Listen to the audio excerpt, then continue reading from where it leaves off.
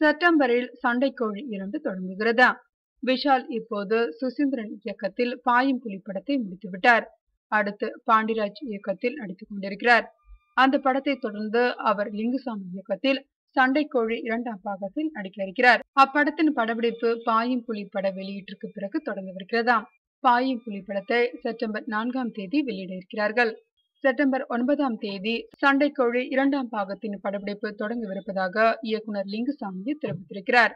ஆக செப்டம்பரில் விஷாலுக்கு இரட்டை சந்தோஷம் என்று சொல்லப்படுகிறது.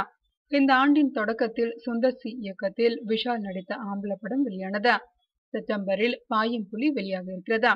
அடுத்து லிங்குசாமி படம், அதற்கடுத்து திரு இயக்கத்தில் ஒரு படம் என்று வரிசையாக படங்களை நடித்துக் கொண்டிருக்கிறார் விஷால்.